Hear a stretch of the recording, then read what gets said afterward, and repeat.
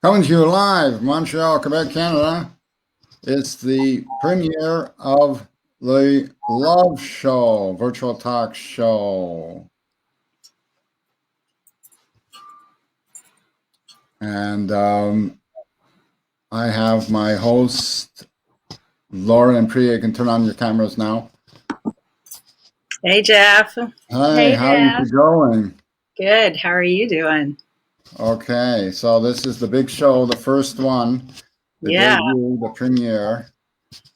And it's going to be a really interesting show.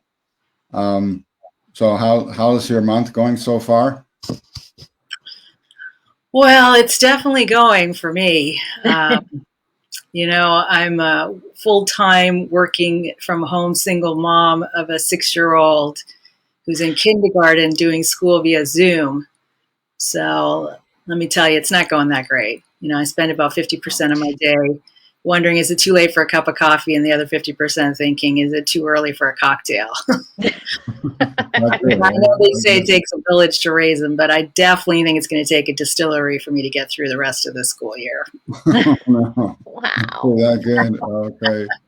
Okay, so this is a love show, and this is like the spin-off from the Sex and Sexuality show that we were having, that we had 4 in the series. And so this is a love show. It's a talk show style format, talking about love, dating, relationships, sex, sexuality, anything having to do with sex, sexuality, and anything having to do with love in general, love, the joy in love, all different kinds of love, romantic love, sexual love, physical love, spiritual love, material love, all kinds of love. So this is the love show. And hello, Jason. He says, I'm here ready to fall in love.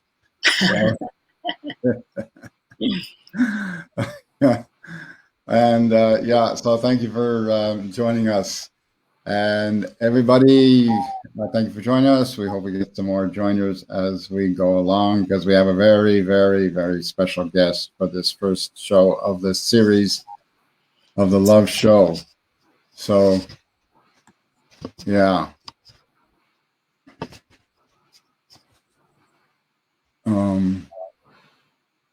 Yeah, so anything else? So anything new in the comedy world?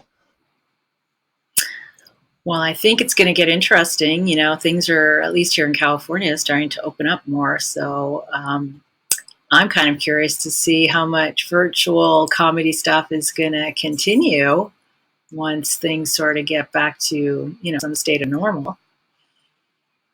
Yeah, I feel the same way. We're at this point beginning to have a lot more live stuff opening back up. Like there are 2 regular mics that are beginning to turn into showcases in my area. I'm in Virginia. And so, you know, it'll be really interesting to see how much of the virtual is going to remain once everything opens back up. Yeah. Okay. So what? Oh, we skipped one part. Why don't you to introduce yourselves? Talk a little bit about yourselves. Introduce yourselves. Talk a little bit about yourselves. You want to go first, Priya? Oh, maybe Lauren can go first. I kind of gave a little bit of a Lauren, myself and my chaos I'm living. I am a 51-year-old single mom out of Fairfax, Virginia, which is a DC suburb for those of you not on the East Coast of the United States.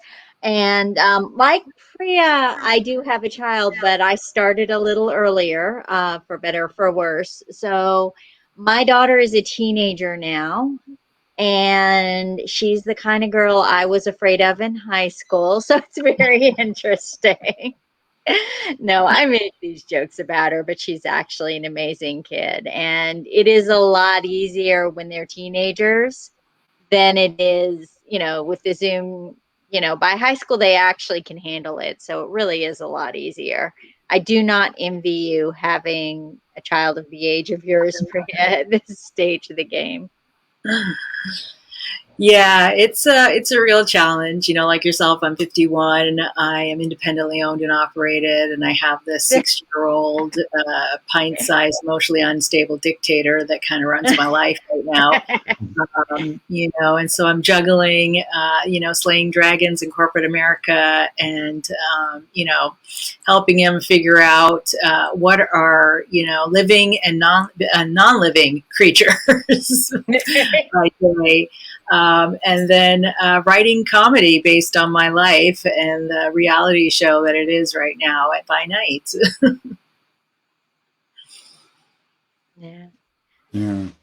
Yeah. Okay. Yeah. And I'm a comedian on the spectrum, Asperger's. I started into comedy about almost exactly 2 years ago. It's going on 2 years, and almost 62. And when people ask me, what, why did you go to comedy at 62? So he says, because being funny is better than being dead. That's a good point. And yeah, when I went into comedy 2 years ago, turning 60 because of emotional crisis around turning 60, it was like a second midlife crisis, or like a pre-senior crisis. I don't know what to call it, but I mean, most people at the age of when they're turning 60, you know, plan for your retirement, make out your will. Not me. What do? I go into comedy. I don't care. I'm flying by the seat of my pants here. You know, I don't have very much saved up for my retirement.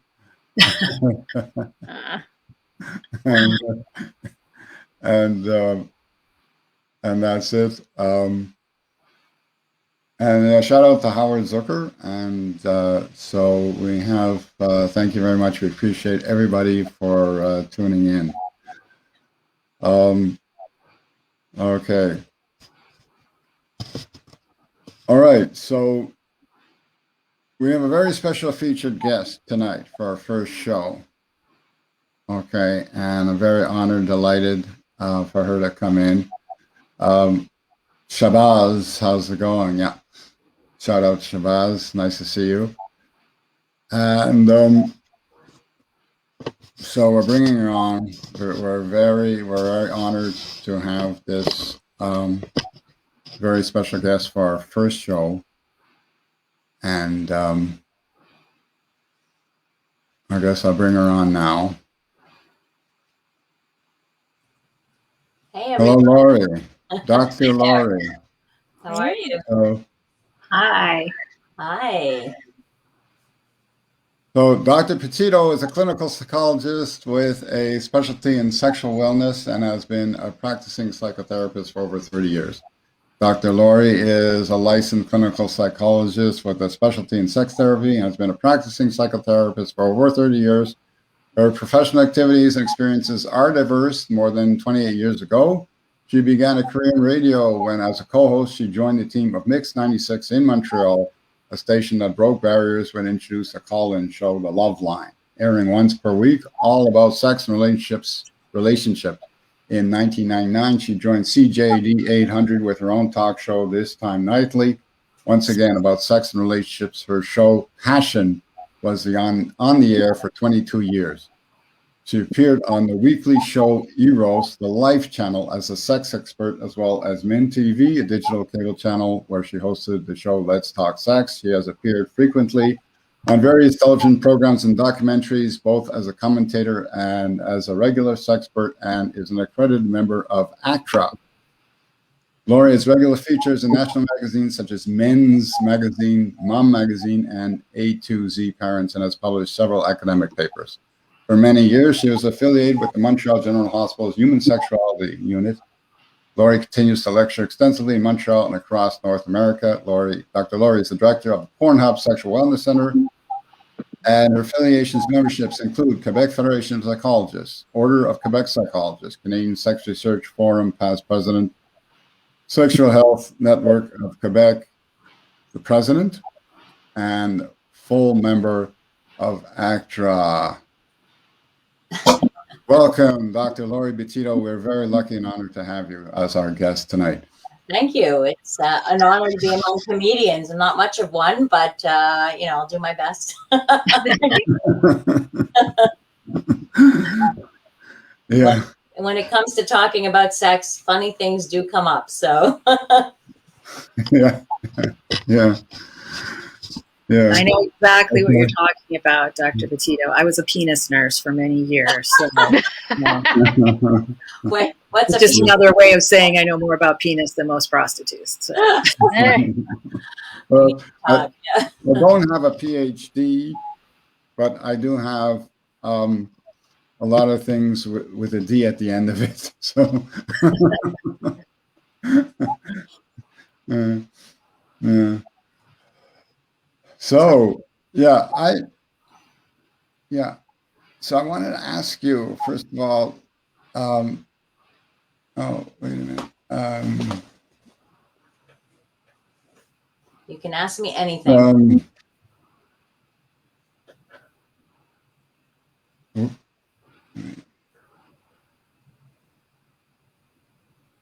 Okay. When we were kids, we were often asked, what do you want to be when you grow up? Somewhat counterintuitive to answer, I want to be a sex specialist. That wasn't what I wanted to be. But I was always fascinated by the subject, for sure. And I think, like many, it wasn't simply because it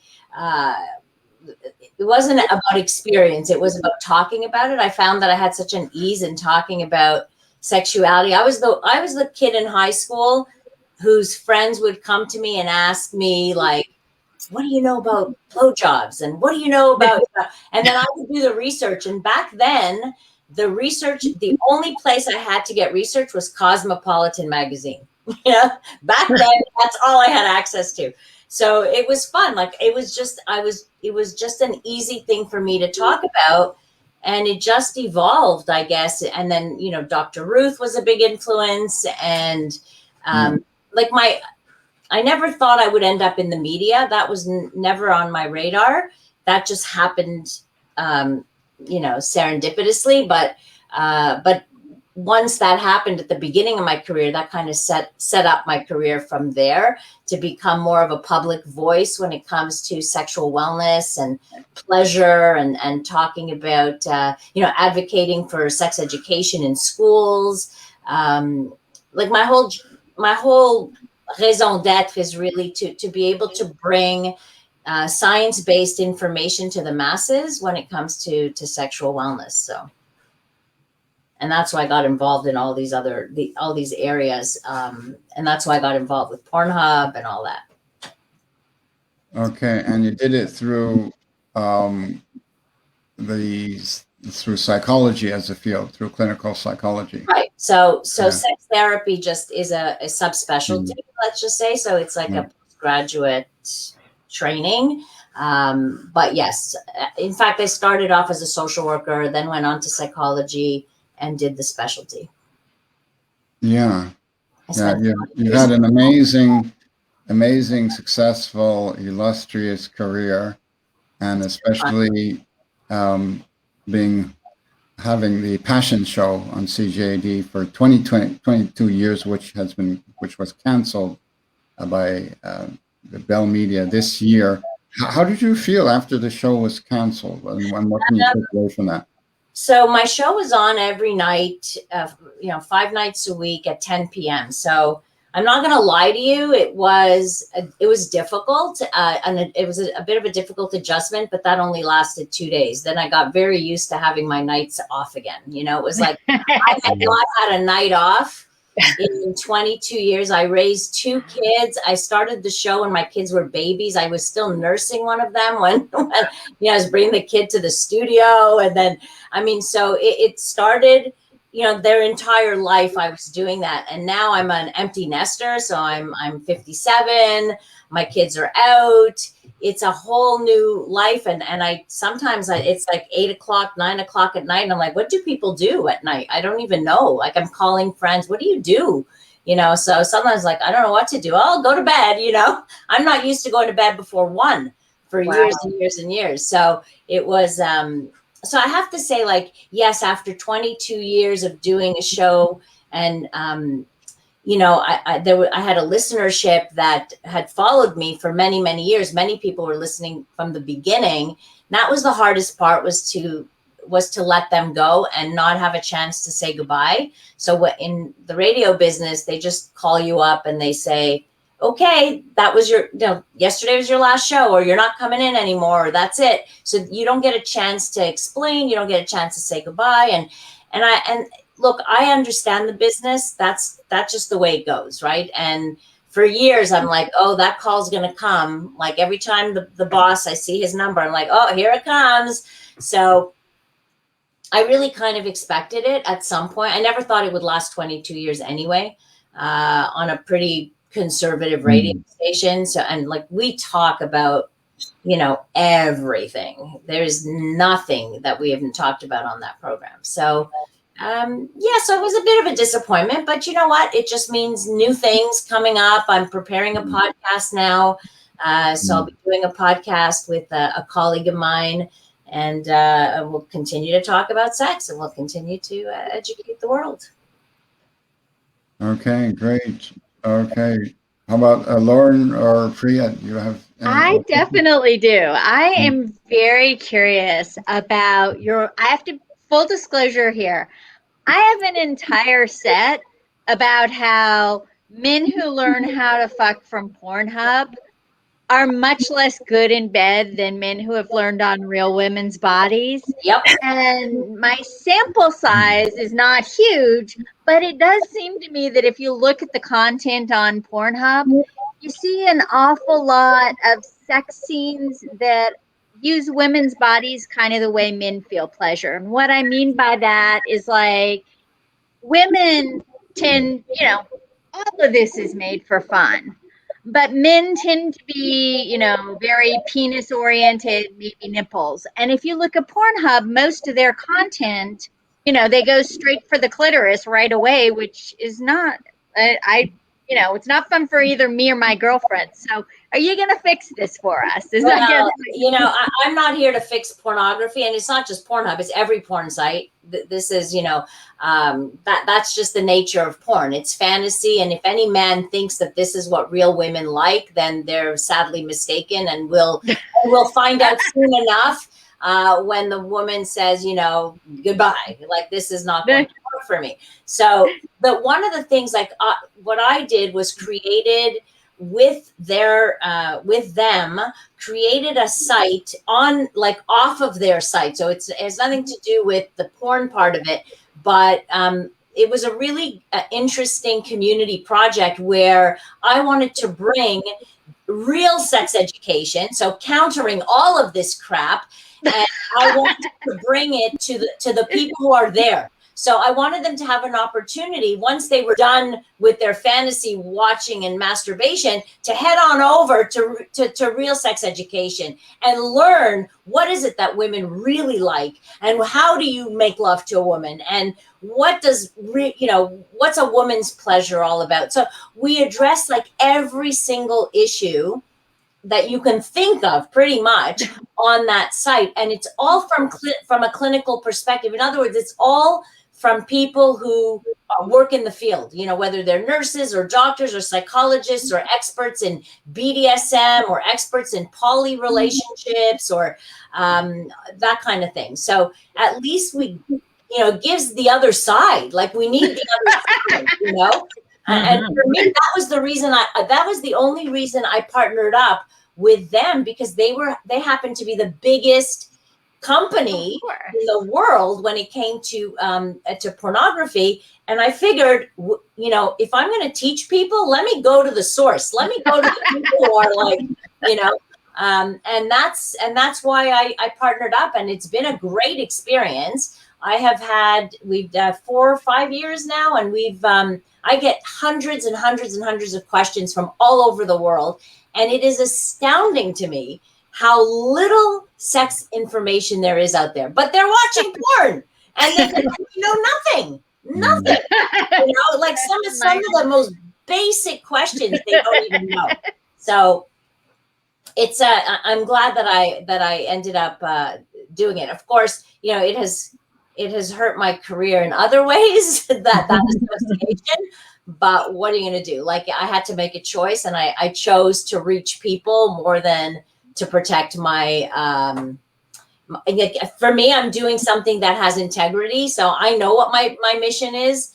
You know, it has nothing to do with whether I'm pro porn, against, whatever. It's not about the porn industry. It's about sex education. Mm-hmm. So, yeah. Do you have the ability to see the chat? Because I feel like it would be great for the listeners to know about your site or sort of how to access it through Pornhub. Yeah. Especially if we got it. I don't know if I could put it in there. I'll type it in, I guess, after. But if you go to pornhub.com/sex, you actually don't get sex. You get sex education. And it goes right to that site. And then within that, we've created also videos, but real sex education videos where we're showing you what to do. Wow. You know? So in the real way, the good way, you know. So they're not meant to arouse you. They're meant to show you. And so we talk about all kinds of different things like that. People can ask me questions there and they get answered on there. And, you know, we're forever like kind of developing that, but we have thousands of articles on there. And, you know, we have urologists and all kinds of doctors answering all kinds of questions too. So it's really fun. It's really great. Yeah. Mm-hmm. There's a couple of things too. If people want to go to my website, which is drlaurie.com, I also did a couple of TED Talks. So on female pleasure and on passion in long-term relationships. So anybody who's been in a long-term relationship knows that you can't, you know, you don't stay the same as you do in the beginning, right? It evolves, especially for women. So I like to talk a lot about female desire and things like that. Okay. And Priya. Well, first I have to say I'm going to have to check out your tutorials because Pornhub has basically ruined what I thought a plumber was supposed to do. You know, so I'm gonna definitely check out your videos so I can figure out what I'm doing wrong when I call these guys, right? But talking about passion, I was in a situationship, as they call them, with a bass player, you know, and after about 2 years of letting him play my clitoris like an electric guitar, he says to me he just wants to be friends, you know? And I said, forget it, it's over, right? And he was like shocked. He was like, why? And I said, because I'm looking for a loyalty program with less restrictions. I mean, come on. But Priya, your mistake was letting it be a situationship. You're absolutely right. You're absolutely right. But you know, my libido was at its peak, and I let it lead. You know. Well, you get what you pay for. Right. I mean, sometimes a woman has two brains too. Exactly. But my question for you, Dr. Laurie, is as I am a single mom, a middle-aged single mother to a 6-year-old boy, I'm starting to get lots of questions about sexuality and anatomy that even though I'm a nurse by trade, I'm not really prepared to answer because, you know, he doesn't give me any pre-warnings when he's going to start asking me these questions. I finally managed to teach him that a vagina is not a bad word, but I'm still trying to figure out how to get him to come up with a new word for his little woodpecker, you know. But it's called a penis. It's not any other word but that, you know. And right. You know, but how do I talk to him about these things without getting flustered and feeling embarrassed and trying to come up with these fantasy words for body parts and stuff? And, you know, how do I give him the plain truth in a way that he's going to understand it, basically? Right. You give him the plain truth, which means you don't find words. You don't find fancy, cutesy words. You use proper terminology from the get-go. And if you're flustered, practice with a friend to talk openly about sex. Say the word penis 100 times. Say the word vulva. Say the word, just say the word scrotum and testicles. And, get used to those words, because those are the words you want him to learn. And you want to be able to answer his questions. One thing you don't need to worry about is if you give him too big of an explanation, it's just going to go over his head anyway. You don't really have to worry so much. But, everything is it's developmental, right? It's like, how much can a child understand, learn? You can see by their questions too, right? So if a 6-year-old says, where do babies come from? They actually just want to know where they come from. They come from the mommy's belly, so, oh, okay. Then eventually they'll say, well, how did it get in there? And that's when, you talk about the egg and the sperm or however else it got there. I'm not presuming anything, but, it can be many different ways that it gets there, I suppose. And, so explaining how those two make a baby. And then eventually they want to know, well, how does it grow into a baby? And so, it kind of evolves with their thinking, and eventually they just start asking more and more questions. But as they get older, you're going to get questions like, Mommy, what's a blowjob? And you're going to have to answer that question, and you can't fake it and you can't lie. And otherwise you lose credibility. There was a mother who told her 6-year-old, I remember once, who she was all proud. She says, oh, my kid asked you where babies come from. And I said, oh, I just had to pray really hard and you appeared, and I said, man, you have lost all credibility. He will never ask you another question again, because he will find out that that's not true. In fact, he found out from my daughter, who is also 6 years old, because she's like, no, that's not how babies are made. I'll tell you how babies are made. And so my kid got in trouble. Well, I got in trouble for, ruining the innocence of other children in her classroom. That's a whole other story. But, so I truly believe that sex education starts from the get-go at a very, very young age. And it starts with, think of a scaffolding method. So you're building blocks, right? You start by talking about body parts. So we have a tendency to ignore certain body parts. We don't have a problem saying, what's this? What's this? What's this? But nobody points to the penis. Nobody points to the scrotum. Nobody points to the vulva. We ignore those parts. But kids learn that those are the no-go zones, right? Those are taboo. You can't talk about them. So, another mistake that some parents make is when their child is touching themselves, we slap their hand away, or we say, don't do that. Well, why not? Like, they, for them, they're touching because it feels good. So really the answer to that is, go ahead. It's your body. Yes, it feels good. It's supposed to feel good. Privacy, right? So you have to go with the kids' development, but there's some good books out there. I read books to my kids. There's a book called What's the Big Secret? It's a great book. Yeah.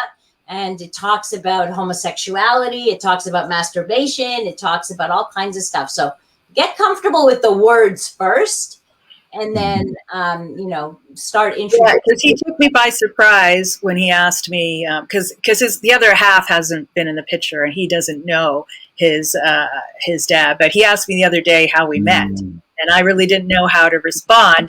I chose to go with the truth, so I told him, well, first, I sent your dad a selfie, and then he sent me a dick pic, and here we all are, And of course he said, what's a dick pic? Right, exactly. I don't have the time or the crayons to explain that one to you. So I don't know if I handled that correctly, but I'm going to check out some of those books because I think we need some help. That might be a bit complicated. He might want, he'll want to know that I chose your father because, whatever it is, and you can decide what story you tell him. But kids are curious. It's normal. It's a normal, we're born sexual, and we have questions, and we have feelings. And, until a kid makes the connection between sex and what their bodies are feeling, it's a ways down the road. Right now, they just know what their bodies feel. He's just discovered his testicles, and he enjoys showing me how they can move up and down. Yeah, it's a fascination. You better enjoy it now, because it's going to come a point where they're just going to hang. Right. Wait till he comes to you, Mommy, look how hard it is. It's going to happen too. Yeah. Well, these kids today are growing up in an openness with openness. So the parents come from a generation where everything was like broke wide open, and liberation, sexual liberation. I had actually, my parents never talked to me about sex. I actually had to learn about sex, believe it or not, from a 77-year-old Hebrew teacher. It was terrible. And it was like the type of situation like, God, please make him stop. Like, you know, use crayons. 10 years old, a 10-year-old kid, and like, oh my God.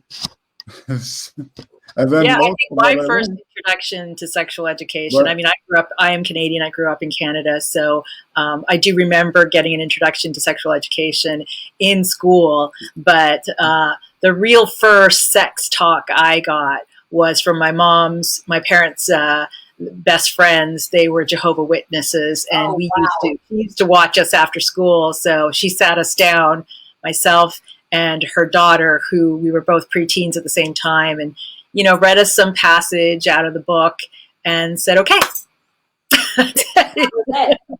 Don't do it. That was the question. And that was the whole talk. Most of I learned was when I was 12 years old in camp from other campers. I mean, the kids that I was bunking with in summer camp I knew like nothing or next to nothing. They knew a lot more than me. So we exchanged information, and then that's when I learned a lot of things, a lot of education about it just from going to camp. Sure, those kids, Jeff, half the stuff you learned wasn't even true. Like you're learning from other kids. It's like my husband tells me the story that his brother talked to him about different positions. So told him what 69 was, and then made up a whole bunch of other numbers. My husband like number 72 was something, or number 3 was something. So it depends who you're learning from and what kind of information they're imparting on you. Well, at least I learned about oral sex, because I didn't know before I was 12 or 13. I didn't even know that oral sex existed. And my brother taught me a few things, and he let me practice on his girlfriend, at least.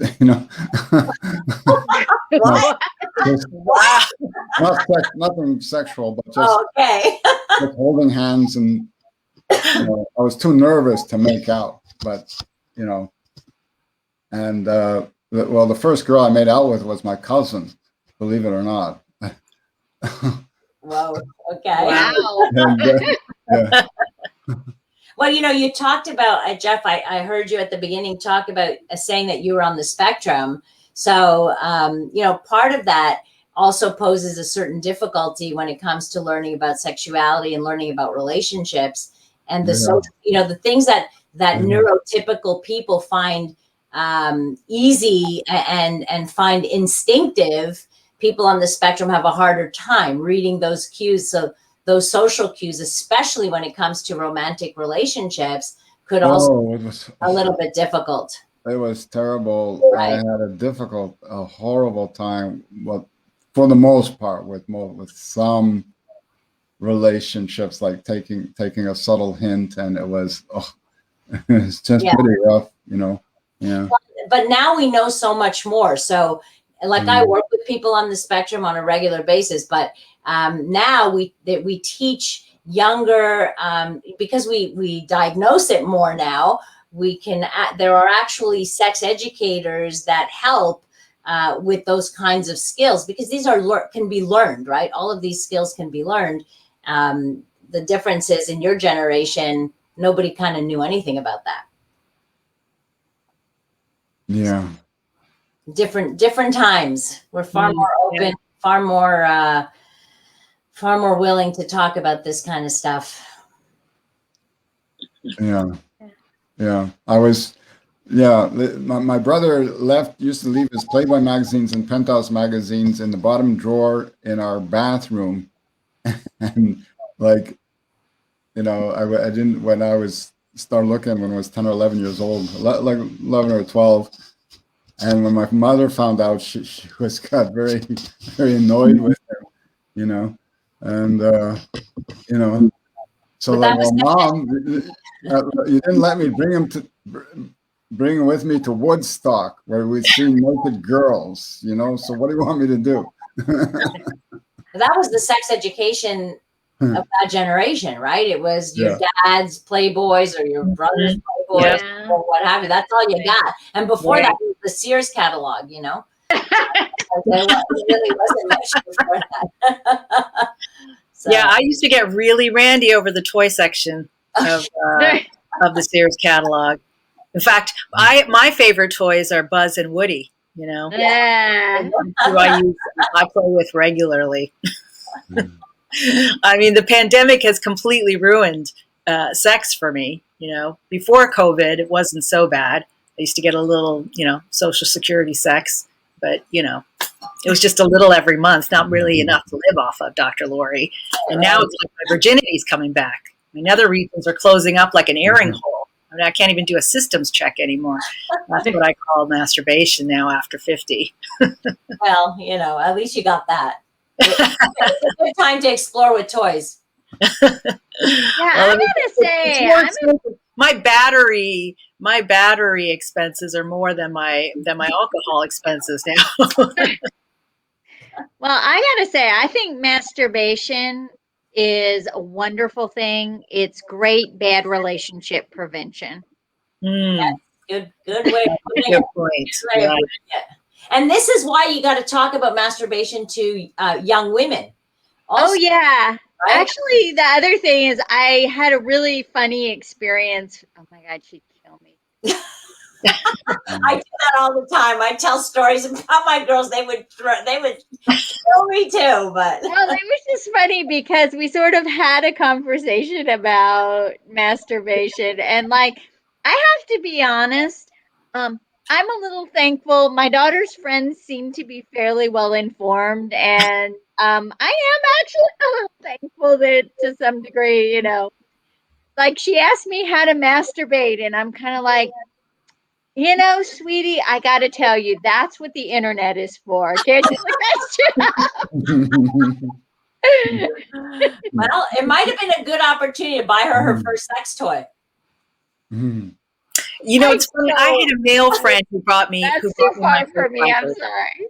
Yeah, I had a male friend who bought me my first vibrator. I had never used one before. You know, I'd self-pleasured and never used one before, and he bought me one, and that started that exploration. But I guess here's a curious question for you, Dr. Lori, in terms of, because I think, you know, I've just heard in my experiences that a lot of women aren't either comfortable with masturbating, don't know how to masturbate, can't achieve orgasm. Do you think that is significantly much higher for females, not understanding masturbation, not doing it, more so than with males? Oh, for sure. It's always been the case that, you know, the old saying that 99% of men masturbate, the other 1% or whatever are lying, that kind of thing. But when it comes to women, we're seeing more and more women, because we're talking about masturbation a lot more. Women talk about their sex toys more. Women are buying sex toys more. So we know it's happening. Women, 40% of all porn viewers are women. So the tide has shifted and it's changed so that women feel more empowered with their sexuality, as they should be. And women need to get to know their bodies, and you know, we have to talk about it so we can encourage it as well, that women can take control of their own sexuality. And it's a very empowering thing when a woman can give herself pleasure. So I think part of the taboo still is that we don't talk about it much, although that's changing. And so female masturbation has always been a bit more on the taboo side versus male masturbation, where we just expect that to happen. But for some reason, we have a hard time talking about female pleasure. You know, for years and years, I think women, you know, many women grew up thinking that it was their job to please a man. You know, it wasn't about them. It was about somebody else. So it's just going to take a while may take a couple of generations before there's equality. Like masturbatory equality. You know? Yeah, I think because, you know, for males, their organs are on the outside. So, you know, it's easy for them to see when they're getting an erection and kind of associate that mentally with some sort of pleasurable outcome. But our pleasure feelings are all inside, right? Well, no, they're not just inside, but I mean, the majority of women don't orgasm through intercourse. They orgasm through clitoral stimulation, you know, what they can feel on the outside. But the clitoral structure is there's a whole structure on the inside as well. But the problem is that because women's organs are harder to see, like when you look down, you're not seeing the intricacies of the vulva.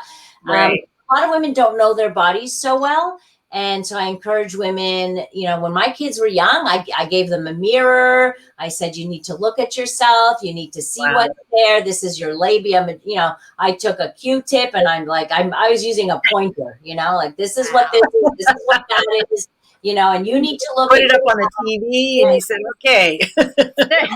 and I encourage them to explore. I said, you know, it's your body. You're allowed to touch it. You should know what your body feels like inside, outside. You own it. You know, it's your temple. You take care of it. So, you know, I think we need more of those conversations with our girls so that we empower them to feel good about themselves, you know? You know, you've spoken a lot about pornography, and I'm curious to know, how do we develop a healthy relationship with pornography? I think it has a place in sex, and you do hear a lot about people becoming addicted to it, and how it can destructively impact a relationship. How do human beings develop a healthy relationship with pornography? Because I think it does have, you know, it does sometimes help. It can be a catalyst if you can figure out the right way to incorporate it into your sexual being, right? But I think there's a myth which is not supported by evidence to show that pornography is the big bad wolf that it is. Okay. So yes, we have people who are compulsive when it comes to sexuality. That is not caused by pornography. That just becomes the outlet that's easily accessible for other issues going on, right? So any addiction, there's an underlying cause for that, and the person turns to pornography. Pornography doesn't cause anything. The only thing is that when you have easy access to pornography when you're young and you have no real life experience and no education to go with it, you think that this is sex. And that's where the problem lies, right? So I think at some point, the majority of men and women who watch understand that this is fake. They understand that this is not real life, that this is fantasy, that, you know, it's like I always say it's like you're not going to learn how to drive by watching the Fast and the Furious movies, right? If that's what you think driving is like, you're going to get into trouble, right? You're going to get a head injury pretty soon. I love that. So it's the same with pornography. Most people understand the difference between fantasy and reality. And oftentimes it affects relationships because you have this idea, and this is often women who will say, yes, but I don't want my partner watching porn because I don't want them. I feel like my partner wants the women in porn and I don't look like that. I don't want the women in porn. They want you. They want your body. They want you. This is fantasy, you know, just like we might want to watch, even at our age. I don't know. You can watch someone like a cute Zac Efron, who could be your son, and you can find him hot and cute, right? It's fantasy.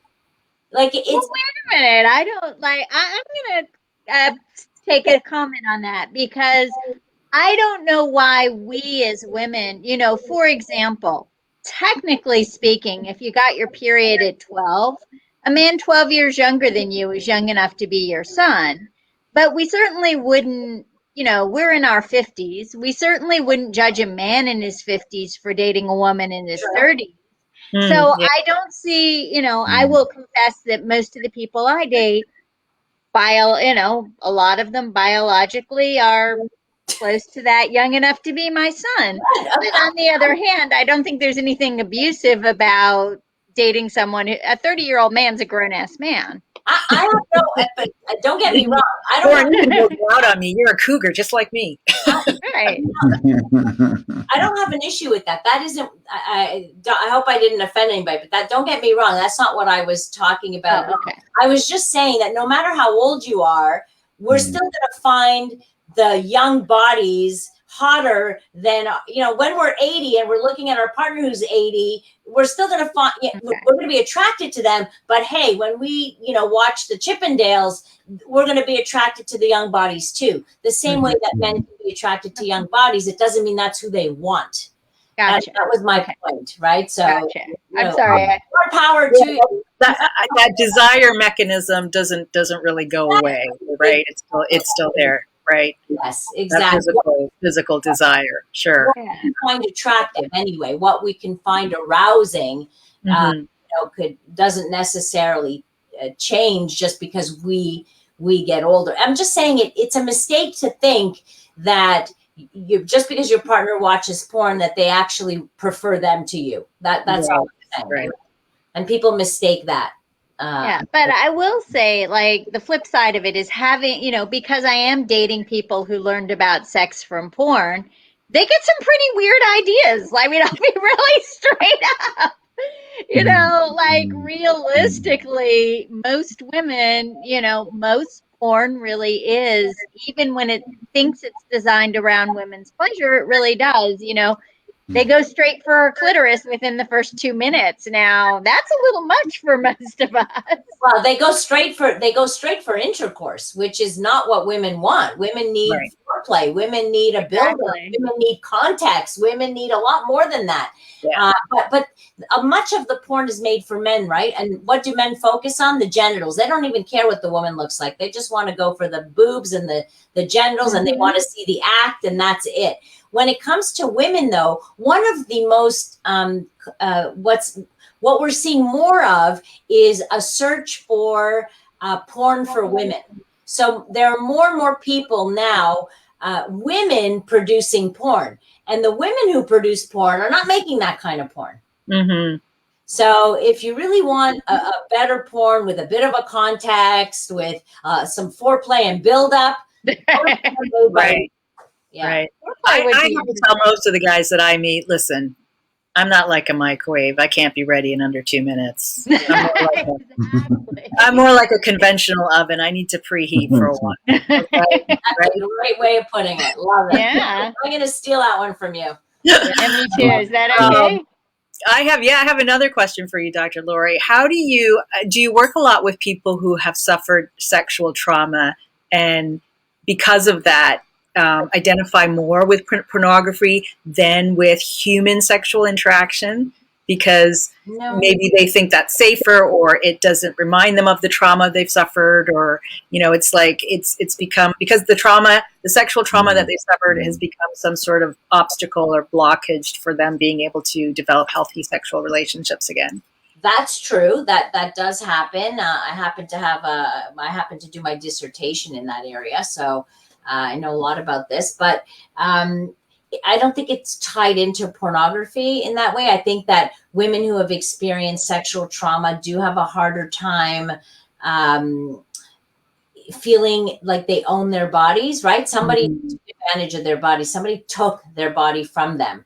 Somebody did something to them. So they have to work to regain some of that back. And of course, some women, can still be triggered by certain things. So it's important that women who have experienced that kind of trauma work through some of these things so that they can own they can own it back. Right. And not. Right. What about males? Do they sort of have that same experience? A male who's maybe suffered some type of sexual trauma? Yeah. Sometimes it's more complicated with males too, because it can be more confusing. as if they've been abused by let's say a female babysitter, for example, and they tell somebody, other people might look at them and say, "Oh, you lucky guy." You know, they don't feel lucky; they feel like they were abused, but the response is different. Whereas if it was a girl, it's very, very different. The other thing too is if they're abused by men, that can also put in the confusion of what was it about me? Am I gay? Do I give off that? Why was I chosen? So it can screw them up, like in that respect. So therapy is really important to work through some of these things. Right. I mean, this has all been such amazing information for me. Do you see a lot of middle-aged men and women who feel like maybe they're out of touch with their sexuality, or in fact, in touch with it? In fact, I'll just show you 1 second. I wrote a book on the subject. That's what I need. The sex. Yeah, that's what I need. It's called the Sex Bible for People Over 50.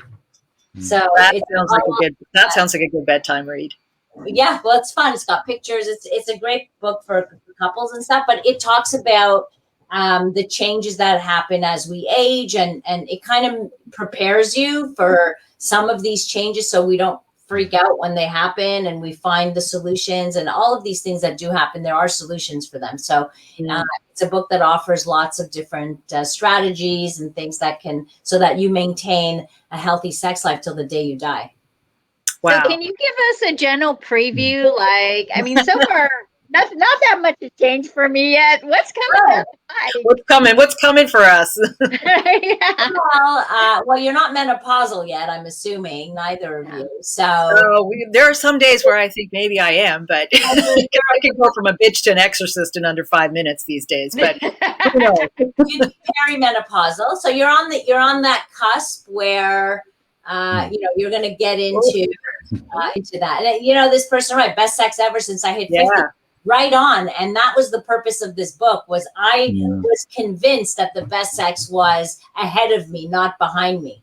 And it's a question of making it so. And it's a question of understanding and saying, okay, but, yes, I'm menopausal. Yes, I get hot flashes, not pretty. I don't lubricate as much. There's certain things that I have to live with that I need to, I know I need to use a lubricant. I know that I can have estrogen creams. I know that, things that, worked for me in the past don't work for me now. And this is true of all women. These things will change as you get older. But I think the best sex of one's life is ahead of us. We often assume that the best sex is when you're young and horny and all that, but nothing. Now, you guys, I look at you and you're both, it's like, now you know what you want and you're not afraid to ask for what you want. And this is why young men want you, by the way. There you go, Lauren. You've got the blessing. Dr. Lori just gave you the blessing. Cool. Go out there and school those young boys. When I was 29, I dated this woman who was 40, and her ex-boyfriend knew the Masters and Johnson's Joy of Sex books cover to cover and taught her everything. So I learned from her things that never occurred to me. Wow. Knew about the first time, really just physical contact, holding, and what foreplay really is from this whole, and the touching, just touch, getting aroused through touching. It was quite, if you're lucky enough to have a teacher, that's great. Yes, that was quite an education. Yeah. Well, this is why I have I wish that sex surrogacy was legal in more states than California and New York. So, wait, legal here? What exactly is sex surrogacy? I've never even heard about that. I need more information. I think so. Sex surrogacy basically they're not sex therapists, but they can work closely with a sex therapist. They actually teach, Like, let's say somebody comes to me and says, I'm very anxious, I have performance anxiety, I have trouble with my erections, I'm very shy, so I don't want to approach women and blah, blah, blah. So they go see a sex surrogate, which this sex surrogate would be their sexual partner. They would pay them. It's not, but they're not prostitutes. They're there to teach. They're there to ease them into being sexual and give them techniques, teach them how to please women. And so they're sex teachers basically and sex coaches, but they're like hands-on. Right. See, I have to say, I think a lot of people could probably use that. Yeah, there. Yeah. Absolutely. I'm with you on that. I think it's a great service for a lot of people could use that. Yeah. You talked about earlier on about different parts of the world. Like you had hundreds of questions from different people in different parts of the world. Did you find, like in certain European countries, like in Northern Europe, they were more liberal, more advanced than North America? I don't have enough like data to I didn't separate it all. All I know is that some of the parts of Southeast Asia and India and that those areas have less sex education for sure and less access, and places like I just know like Denmark and Sweden and Switzerland, like they're all more progressive in at least in their sex education. So their kids get sex education. You go to the States and it's all over the place. Parts of the States get nothing. Some parts it's abstinence only. Other part, so, and Canada, we have comprehensive sex education. We don't have abstinence only sex education here. So it's not a thing for us. Right. But that doesn't mean that it gets, that it's done well either, right? So we have it in principle and everybody agrees it needs to be taught, and we do teach it to some degree. It's just not across the board enough, We could do better. What do you have? How many children do you have, Dr. Laurie? I have two girls. 2 girls. Yeah. And how do they feel about your profession? They grew up with it, so for them it's a non-issue. It's a non-issue. I think I was worried when they got to be teenagers. I was worried whether friends would make fun of them or if they wanted. I made sure that we have different names. So I kept my maiden name. They have their father's name. So, and I told them, you never have to tell anybody what your mother's name is. I told them, I will not be upset. I will not be insulted. You can go incognito. And I've always kept my life separate, my career separate from my family, even my husband and all of that stuff. So, but it turned out that all their friends thought I was the coolest. So it was okay, and all their friends came to my house. Like my house was the gathering house. It was also the house that had free condoms. It was also the house. I did that too. Yeah, that they could at least have their questions answered. So, the teenagers we'd have big powwows in the kitchen where they'd be asking all sorts of questions. Nobody was shy about it. So it was really kind of cool. It was, and then, most of my kids' friends' parents were okay with it. In fact, some would just send their kids to me, say, could you do carpool? Because I know in your carpool, you talk about sex. So it was like, please do carpool with my kids. So that happened for a few of them. And, I like Lisa's comment about, the best thing a 50-year-old can do is get a 30-year-old, because that's how I kind of ended up with my son. I traded my Halo for a one-night stand with a bad boy who was 9 years younger than me and had a French accent and a massive vocabulary, if you know what I mean. And here we are. But and do your girls have boyfriends or husbands? Are they married? And how do they how do they take to your profession? it's never, like I said, it's surprisingly a complete non-issue. My husband gets ribbed about it more, you know. It's, right? People will often say, oh, you know, like, like what kind of, you know, but yeah, no, I don't know. It's really been it's a non-thing in my household. It's just, I am what I am. I do what I do. And it's, I think that because it's been part of their lives forever, that it's just, I'm just mom, you know, I'm just mom. Yeah. Great. To their friends, I'm more than mom. And they say, oh, your mom is this, or your mom, oh, I saw your mom, or I heard your mom, or whatever. But they're like, oh, okay, whatever. And do they come to you with their questions? There's questions. Yeah. Kids will talk to me. Yeah, they're pretty open. I mean, listen, I have one kid who wants to tell me everything. And I'm like, I don't want to hear it. Like, that would be my son. I don't need all of the details. Like, I really don't. It's all good. Like, I just know you're okay. You're enjoying yourself. That's all good. I don't need to know the rest. So I'm just like, I'm not going to tell you about me. You don't have to tell me about you.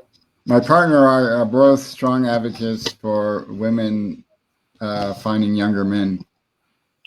You know, because the attitude is, well, why limit yourself? You know, you need to find yourself a younger man. What do you want to do with a guy around your age or older? Why are you looking older? You know.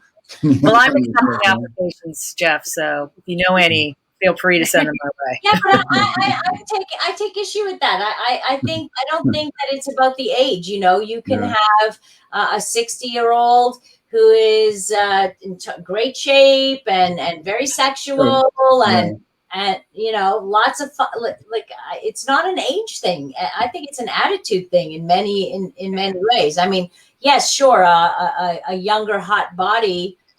Yeah, I get the difference, you know, that hot body, okay. But if you're looking in, you know, as a general thing, I find older men equally attractive and sexy in a different way. Yeah, because we met a lot of middle-aged women who were kind of dissatisfied in that they couldn't find men who were like around their age or older. They're too tired and they didn't have the energy, you know. So it was that kind of pattern, you know. Sure, if it's your lifestyle, go for it. And if they want and younger men like experienced women, believe me. It depends on where you're at. You know, if you're dating a 30-year-old who wants to have a family, he's not necessarily going to date a 50-year-old. Like, let's be real, right? Like, so there are certain things that will stop. But if it's just for fun and if it's not to make children and what have you, then what's to stop it can work just fine. Yeah, it just depends on whether you want, what kind of relationship you're looking for at a particular time. I mean, at a certain level, you know, like my own situation, for example, and I suspect Lisa who commented earlier, might be similar. I'm a single mom. I run a business. I'm also trying to be a comic. There's not a lot of free time. My experience of serious relationships is that, you know, with people more or less my own age is, you know, they have been socialized to expect the woman in their life to put a lot of energy into enabling their life. And at this moment in mine, I just don't have that energy. So it's easy. Yeah, I get you. I would not be okay with that. I have a husband who energizes me. Like I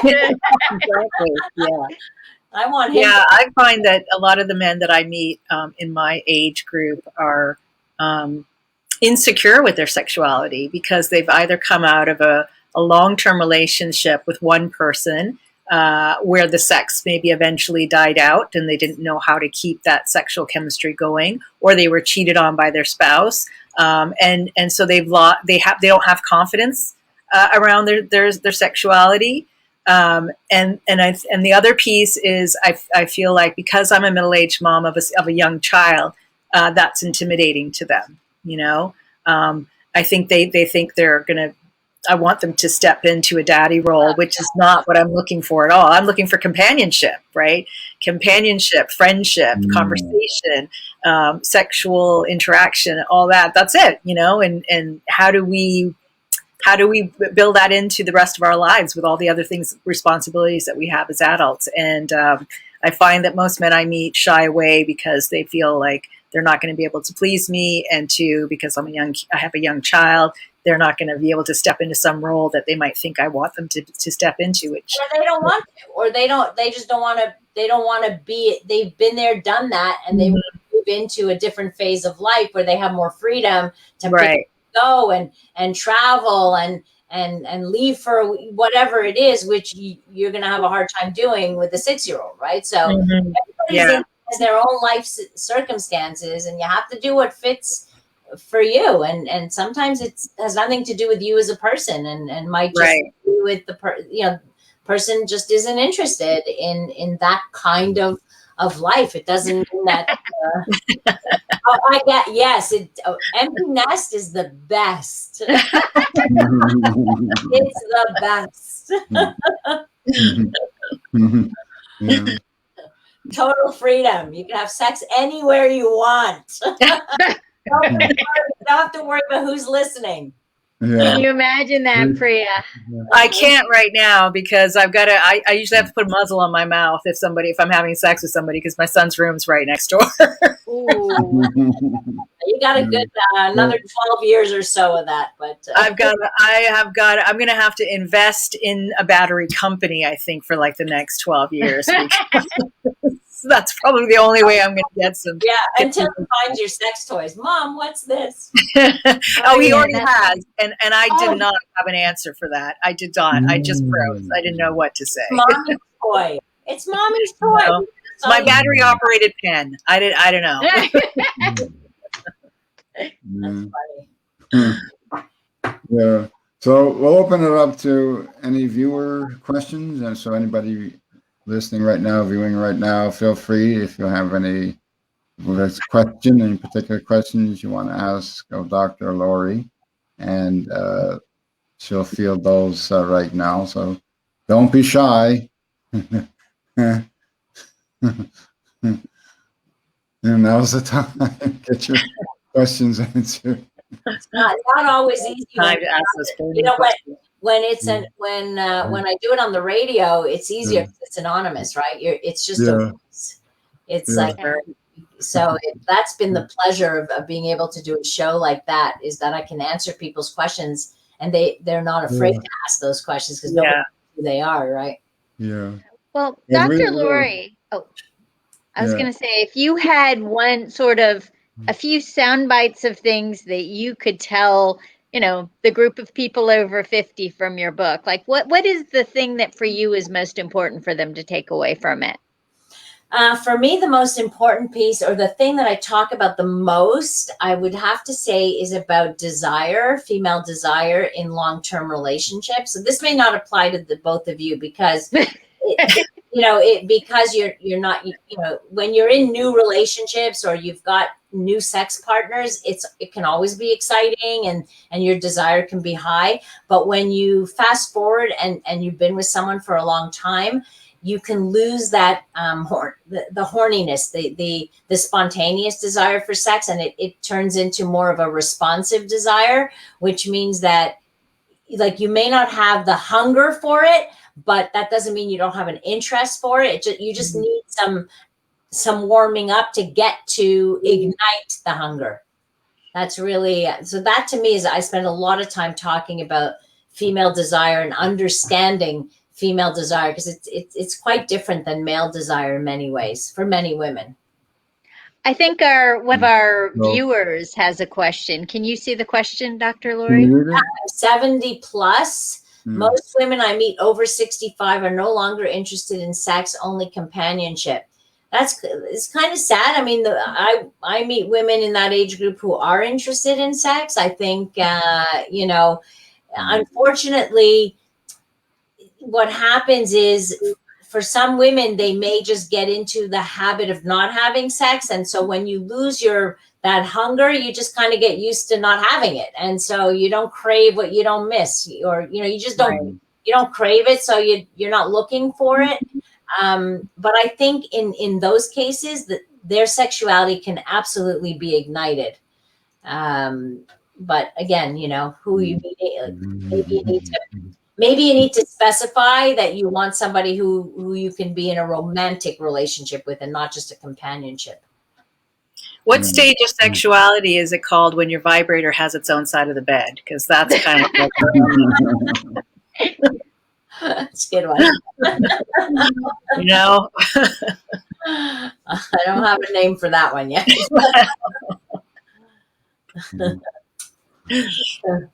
What is up with tequila? I don't know, Lisa. What is up with tequila? Yeah, I feel like we need more explanation on that question, Lisa.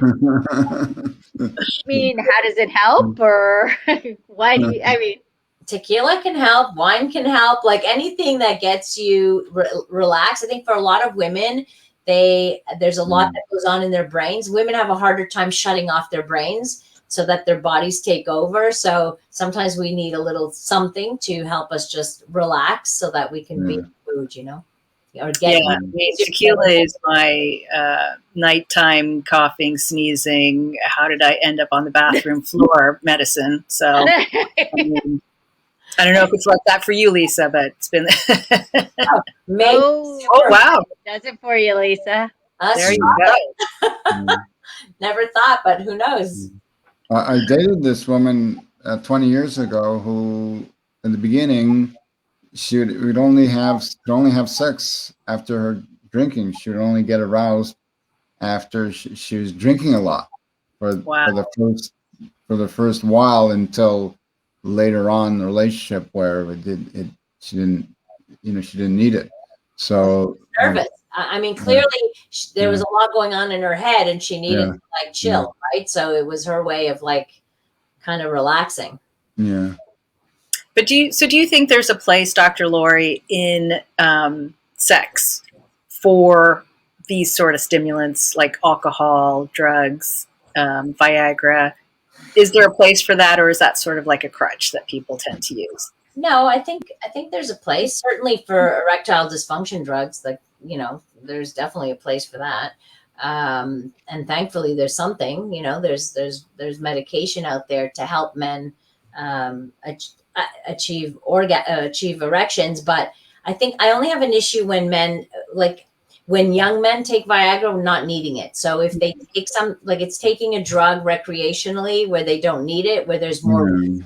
So if a young man takes it without having erectile dysfunction because he wants to have a rock hard erection, harder than anything, you know, whatever, then there's the risk of having a prolonged erection, ending up in the hospital, having to drain his penis, you know, like there's potential consequences. So why?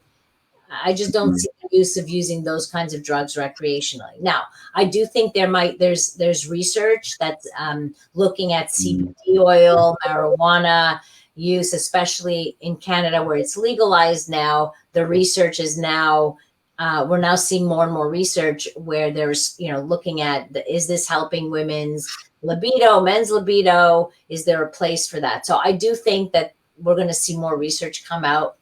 Because there might be a place for that in desire. And, you know, anything done responsibly, like alcohol or what have you, if it's not, you're not consuming it abusively, then, you know, if you need a glass of wine or a shot of tequila to, you know, numb the brain a little, like I just don't see a problem with that. I experimented with Viagra once, and the only thing it gave me was soreness. Yeah, well, Viagra's not good for women. It's not. You don't need it. Again, it's about blood flow. It's not about anything else, right? So yeah, I was young and curious, maybe stupid.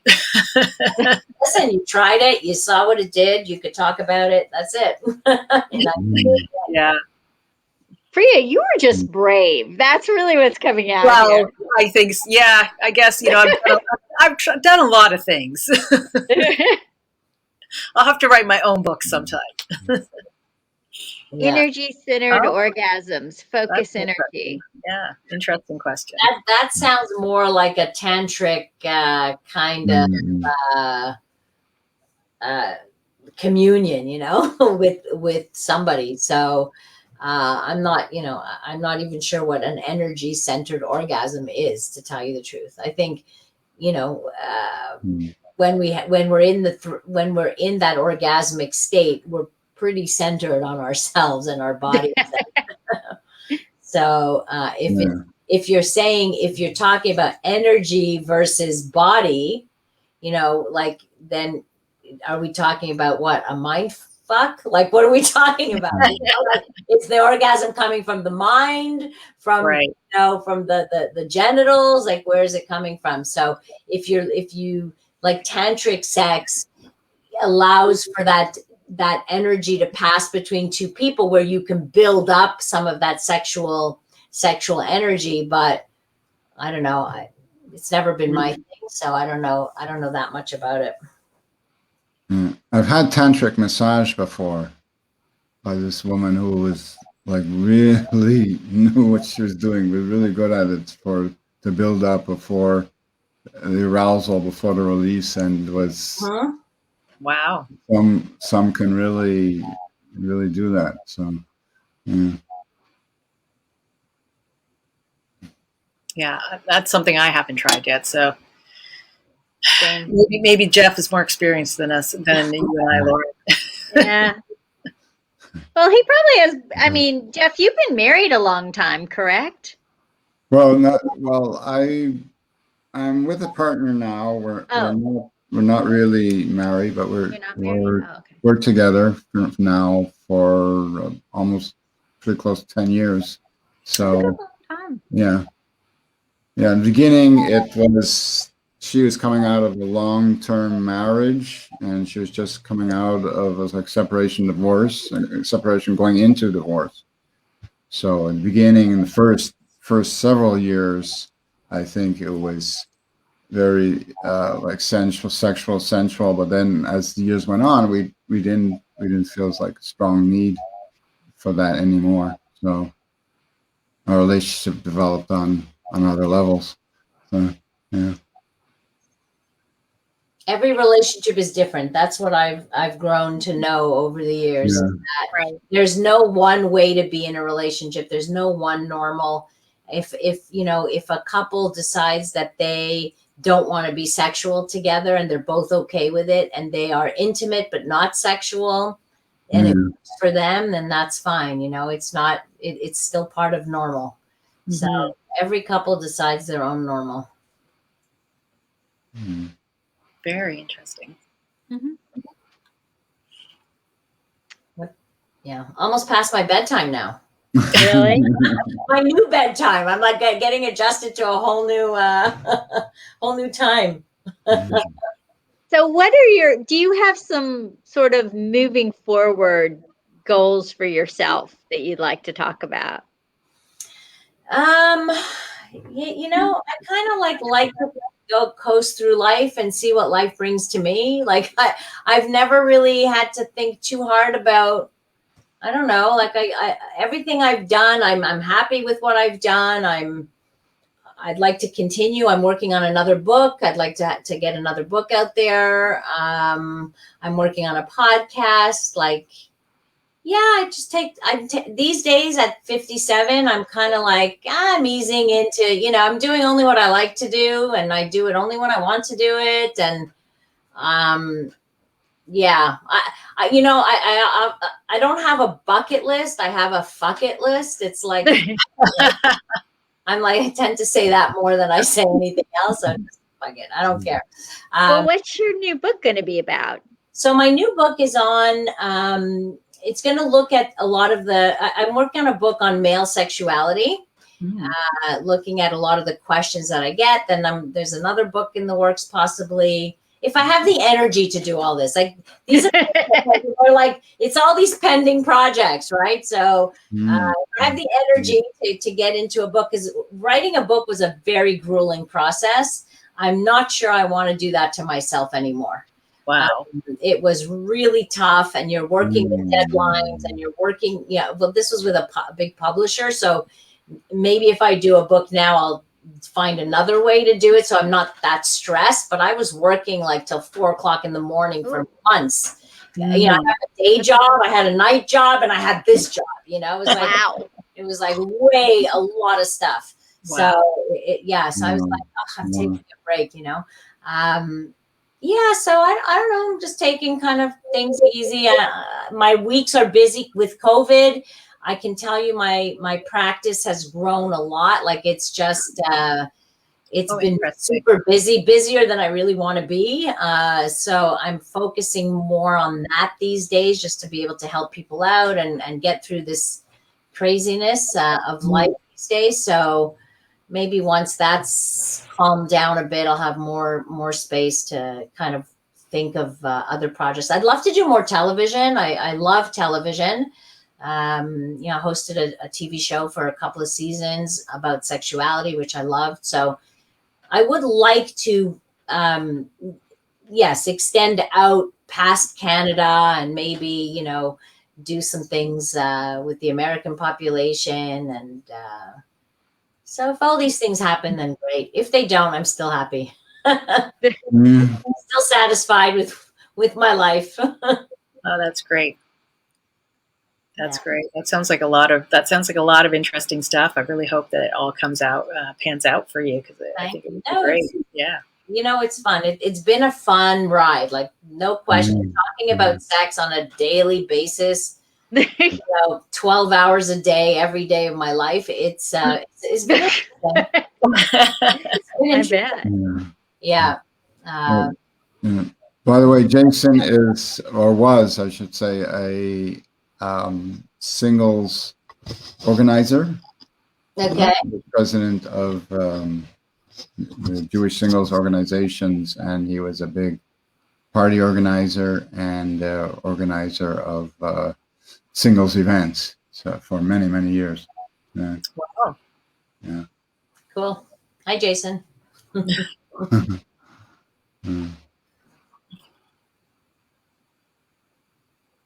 Wow. Well, this has been a real education for me in sex, for sure. It's been a pleasure talking to you guys. Fun. You can pick my brain anytime. Okay. Thank you very much, Laurie, for coming on the show, our first show. And I couldn't think of a better way to kick off this series, to launch the Love Show except by having you here Thank you. Appreciate it. As a guest, and really answered a lot of questions that we had, and really boosted the energy.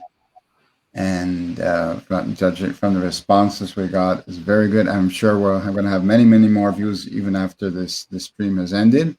Maybe people viewing and more comments, and you'll get a lot more views for at least several days to come. So I want to thank you very much. My pleasure, Laurie, and really wish you a lot of success and luck in your future endeavors. Thank you. Look forward to seeing you, hearing you, and seeing your podcast, and reading more about you, reading more what you wrote, and listening to more and learning more from you. It's been a great to have you as part of this community. Well, thank you for inviting me. I appreciate it. It was fun. Yeah, definitely. It was really wonderful to talk to you, Dr. Laurie, and wish you tremendous success with the rest of your endeavors. And if my son accidentally stumbles upon your tutorials on Pornhub, I won't get upset, because I know you're getting it straight from the source. And actually, I'm going to go read it myself. Yeah, Priya, if your son has a question you can't answer, tell him, let me look into that. I'll get back to you with and then call me. And then you better believe you might be getting a lot of messages from me. That's okay. I'm happy to answer them. Maybe some with attachments with pictures too. I don't know.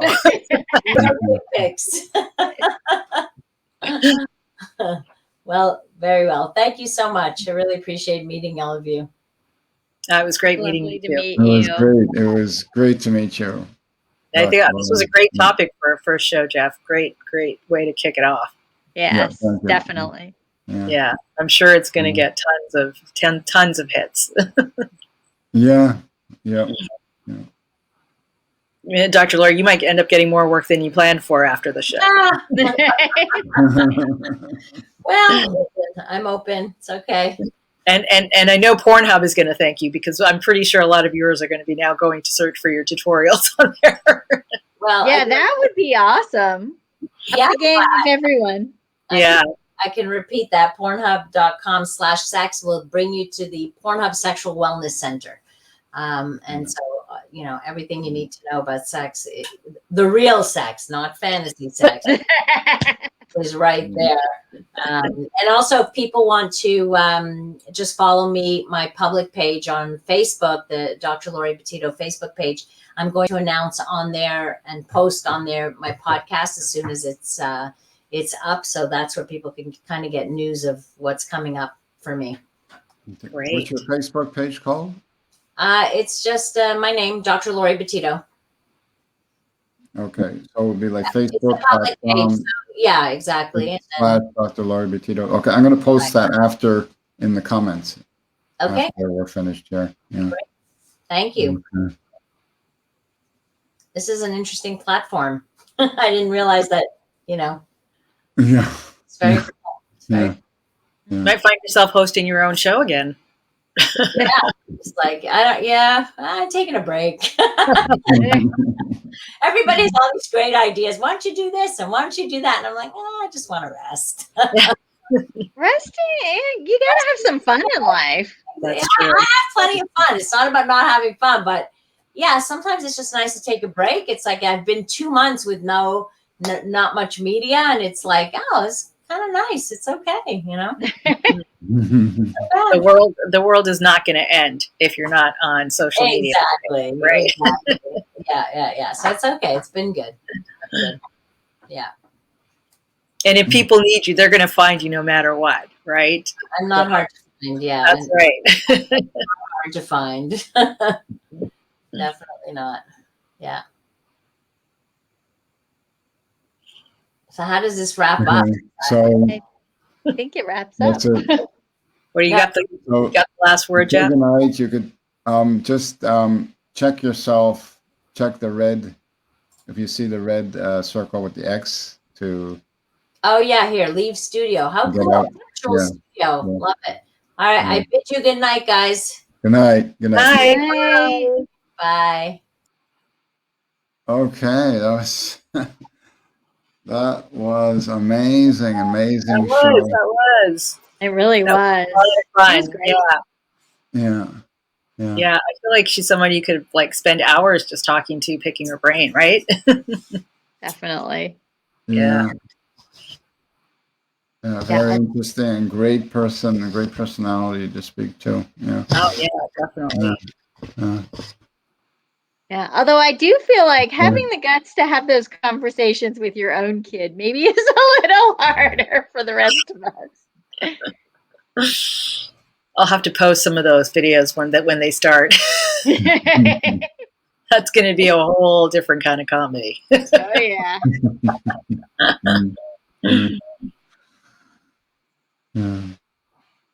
But I mean, it was super funny. We were just sitting there watching TV one night, and my son's sitting on the floor, and he just pulls his underwear aside, and then it's like, "Mom, look, they move up and down."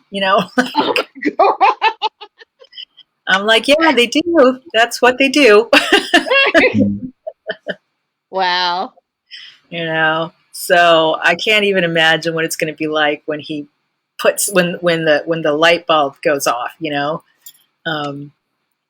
Because he still doesn't really understand what an erection is. He just knows. He's always adjusting himself in his little pants when something's happening, but he doesn't know what that means yet, right? And so when that light bulb goes off, it's going to be. I have a feeling when the light bulb goes off, the boundaries will go up there because they're definitely, I'm going to have to buy twice as many batteries and more and way more hair dye because I'm probably going to get more gray hairs than I ever want. But it is very interesting being a mom, a boy mom. I bet. I don't even know I don't think I would know what to do with a girl. Because I'm gotten so used to being a boy mom, right? So, and everything is so, so sort of literal with them, and it's all just about farts and butts and everything like that. And my friends who have older boy children say it's still like that. So, a whole different type of maturity. Well, you've been in comedy rooms. Boys talk about farts for the entirety of their lives. Oh my God, yes. Isn't that interesting? Like, you could go on a show or you do an open mic, and the ones that kill is somebody just talking about their butt. And that's getting like the most laugh, and then I put all this energy into a really set, with a beginning, middle, and end. I'm thinking this is going to kill, and it just gets a few laughs. But some guy comes on there and talks about his dad's butt or his butt, and that just, that just kills. Butts are always a seller. Yeah. I wonder. I don't think saggy tits sort of translates the same way, though. Just like I could talk about my saggy tits all day, but I don't think it's going to get as many laughs as the fart jokes. Yeah, I gotta be honest. I think they'd rather have you. I mean, you're still beautiful enough that I think they'd rather believe your tits are firm. Let's just get real. Yeah.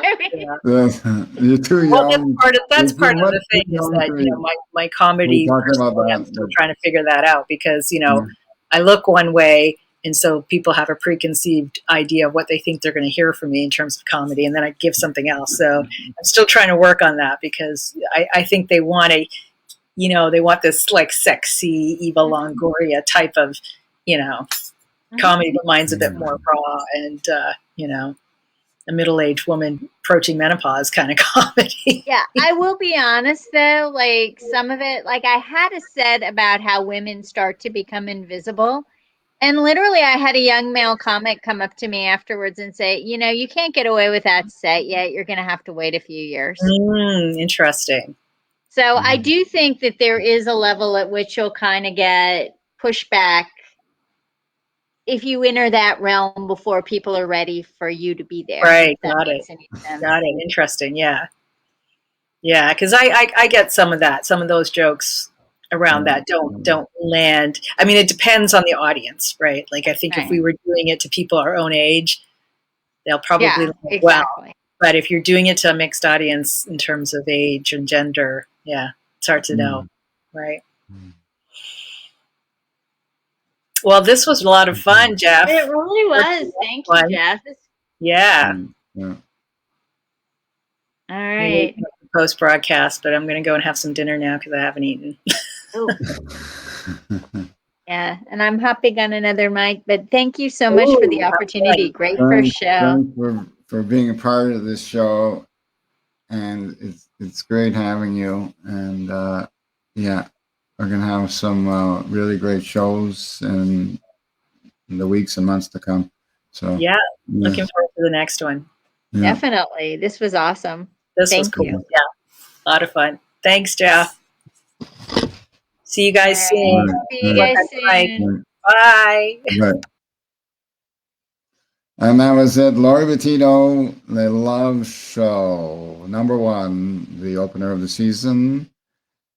And stay tuned for in 2 weeks from today, April 23rd. We have a very special guest, comedian from Cornwall, Ontario, JC LaFontaine. A really lovely, extremely funny, talented female comedian I like very much. And so this is Jeff Lawrence signing off, saying good night, stay safe, stay warm, or stay cool, depending where you are. It was warm today here in Montreal, so we have to stay cool. And stay beautiful.